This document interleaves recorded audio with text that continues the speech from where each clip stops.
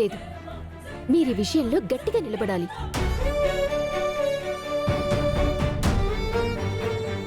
కట్నం తీసుకోవడం చట్టరీత్యా నేరమని చెప్పి మీ అత్తయ్యకి తెలియజేయండి. ఒకవేళ ఆవిడ మీ మాట వినకపోతే మీరిద్దరూ వెళ్లి పోలీస్ స్టేషన్లో కంప్లైంట్ కూడా ఇవ్వచ్చు. అప్పుడు పోలీసులు మీ అత్తయ్యని పిలిచి కౌన్సిలింగ్ కూడా ఇస్తారు. ఆ తర్వాత మీ అత్తయ్య డబ్బు అనే మాట కూడా ఎత్తరు.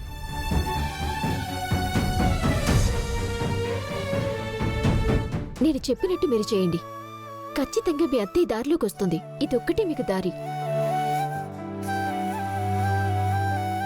మీ చెల్లెలు కష్టపడుతూ లక్షలు ఎలా తెచ్చి కడుతుంది? ఒక్కసారి మీరైనా ఆలోచించండి.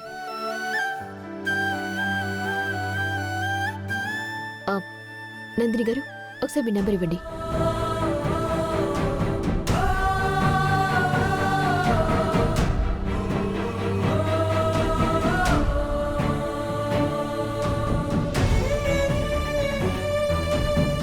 మీ నెంబర్కి మిస్డ్ కాల్ ఇచ్చాను.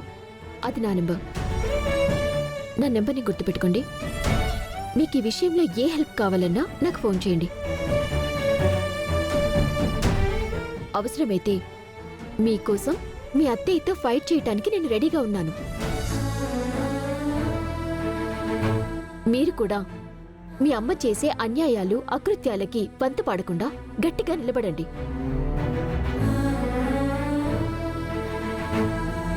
మీకు మీ భార్య కావాలంటే నోరు తెరిచి గట్టిగా మాట్లాడాలి. సరే నందిని, నేను కొంచెం అర్జెంట్ పని మీద బయటకు వెళ్తున్నాను. మీకేదైనా హెల్ప్ కావాలన్నా నాకు ఫోన్ చేయండి. నేను కూడా నాకు కుదిరినప్పుడు మీకు ఫోన్ చేస్తాను. సరేనా? సరే గాయత్రి, ఉంటాను.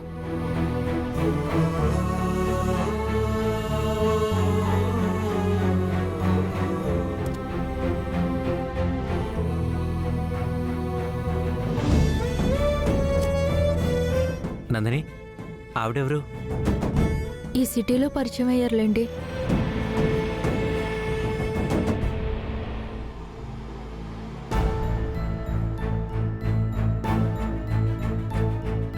అక్క, సత్య,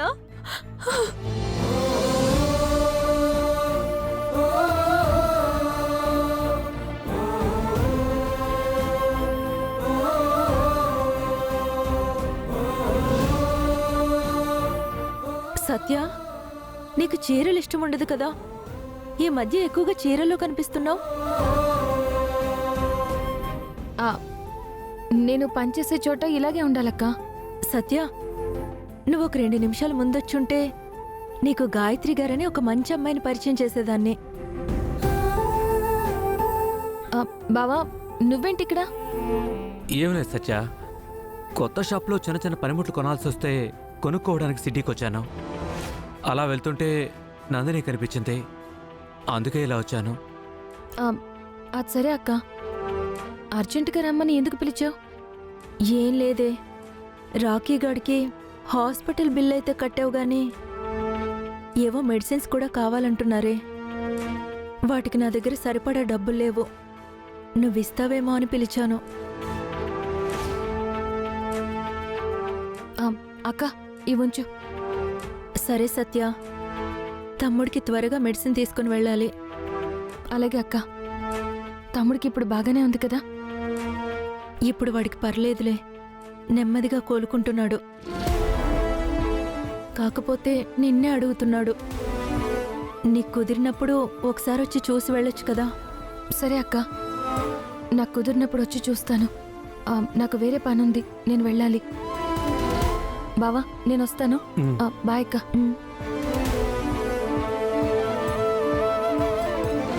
నందిని, రా వెళ్దాం.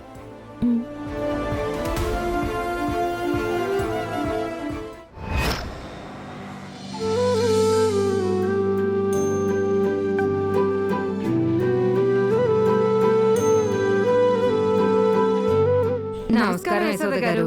నమస్కారం అండి. గిరిజు గారు బాగున్నారా? మేం బాగున్నామండి, మీరు బాగున్నారా? బాగున్నామండి. ఏమీ లేదు యశోద గారు, మా కోడలికి సీమంతం చేస్తున్నాం. సాయంత్రం సీమంతానికి మిమ్మల్ని అందరినీ పిలుద్దామని వచ్చాం. ఓ, అలాగా, మంచిదండి.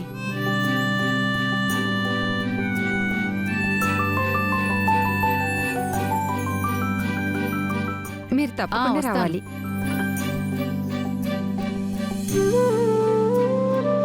సాయంత్రం పేరంటానికి రండమ్మా. అలాగే అండి. అదేంటి మీరు మా గాయత్రిని పిలవలేదేంటి? ఏం లేదమ్మా, సీమంతం కదా, ఆమెకింకా పిల్లలు పుట్టలేదు. అలాంటి వాళ్ళని సీమంతానికి పిలవకూడదని ఆమెను పిలవలేదు.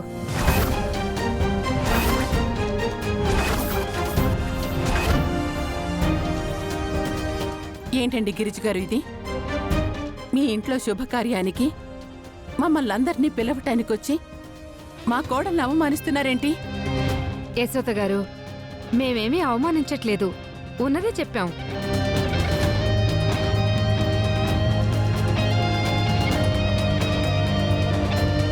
మీరు పెద్దవాళ్లే కదా, మీకు కూడా తెలుసు కదా, సీమంతానికి వాటికి గొడ్రాల్ని పిలవరు కదా.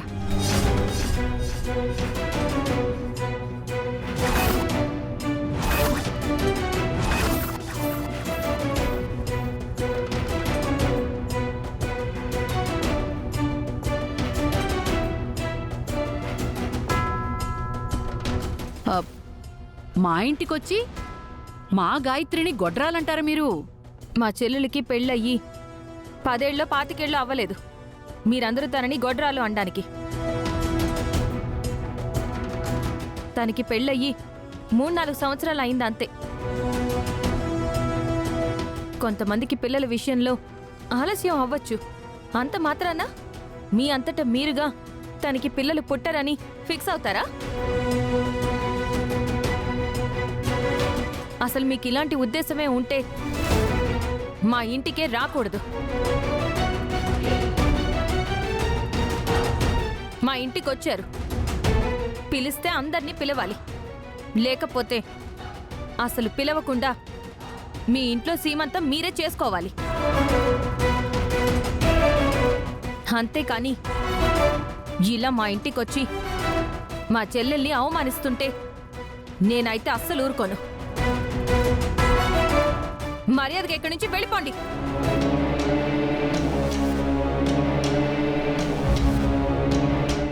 గాయత్రి గాయత్రి,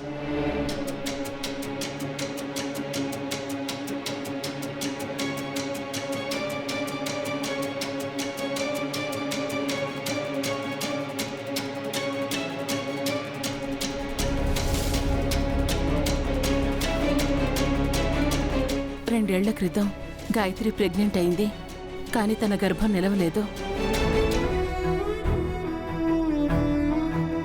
అప్పట్నుంచి నేను వాళ్ళకి చెప్తూనే ఉన్నాను, పిల్లల కోసం ప్లాన్ చేసుకోండి అని.